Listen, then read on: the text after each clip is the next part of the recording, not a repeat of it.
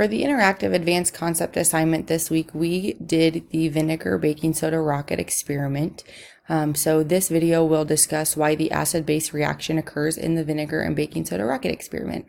For this activity, I used white distilled vinegar, 1 heaping tablespoon of baking soda, a paper towel, and a plastic bottle. So to begin, white distilled vinegar was poured into a plastic water bottle until it was about half full. Then 1 single paper towel was separated until I had just 1 layer. It was then torn in half. After that, 1 heaping tablespoon of baking soda was poured into the center of one of the paper towel pieces.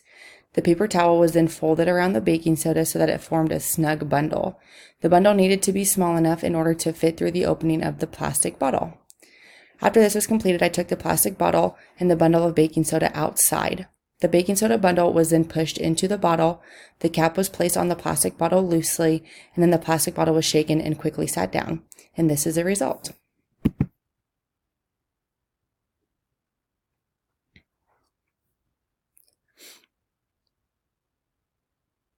So as you can see here, upon shaking it, bubbles and foam immediately start to form. And if the video was a little bit closer, you can actually see that the water bottle has begun to expand, as you can tell that the pressure is building inside of the water bottle.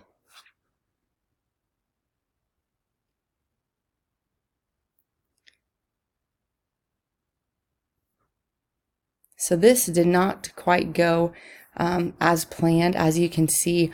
Rather, I think I had the lid too tightly. As you can see in the video, when I go to try and loosen the lid, that is when the rocket actually did explode or attempt to leave the ground, but instead left my hands. So what happens when you mix vinegar and baking soda? As we saw in the video, a large amount of bubbling and foaming immediately occurs after being shaken.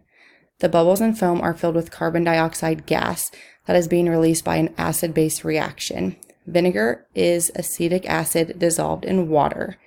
Baking soda is a base known as sodium bicarbonate, or NaHCO3. As we learned throughout this week, acids and bases are chemical opposites. When they're added together, they may react violently.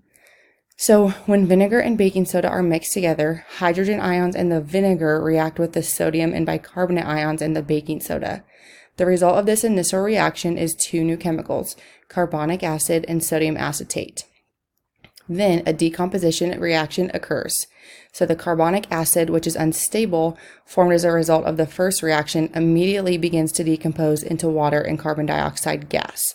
And so that is explained in the equation shown here. When the plastic bottle is closed with its lid, I prevented the CO2 from immediately escaping the bottle. This causes a rapid increase in pressure inside the bottle. And as I said, if you could have seen closer, the bottle actually, you could tell, had expanded and the pressure was growing, as it was a very taut. So this causes a rapid, as I said, increase in pressure inside the bottle. The pressure eventually gets to the point that the lid can no longer contain the gases, and the lid and the contents in the bottle explode through the opening. As we saw in the video above, it does not take long to get there. So as the contents of this bottle shoot downward, the bottle itself shoots upward. And how does this happen? This is actually a demonstration of Newton's third law of motion, which states that for every action, there is an equal but opposite reaction. The initial action is the rush of material and force out of the opening going one way, pushing hard against the air behind the bottle. The reaction is the air pushing back with the same amount of force going the other way. The bottle is a thrust forward as the rushing foam and gas shoot backward.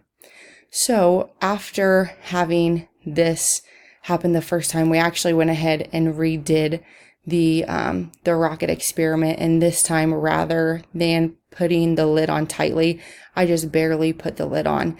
This resulted in the expected ending to this experiment, rather than having it explode in my hands. So I think other ways, as it was shown in the video that we watched, rather than actually putting the lid on to potentially inhibit the rocket from exploding, rather just kind of using a cork to just kind of plug that hole, which would then allow for it to explode once the pressure builds up behind it and pushes that cork backward.